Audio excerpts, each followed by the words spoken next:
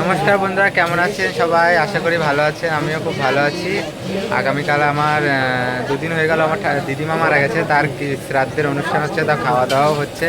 আপনারা দেখুন, রান্না বান্না সব হচ্ছে। দেখুন এখানে রান্না হচ্ছে, এখানে হচ্ছে বাঁধাকপি ভাজা, তারপরে ওখানে ছোলা ভাজা হচ্ছে, এখানে হচ্ছে মাছ ভাজা হয়েছে। এই যে আমার ঠাকুমা রান্না বান্না করছে, এটা আমার বাবা, এটা আমার বন্ধু বাবা।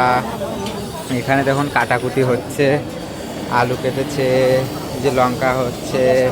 এটা আমার মামি, এটা আমার ঠাকুমা, এটা আমার মা, এটা আমার আর একটা ঠাকুমা, এটা আমার বোন।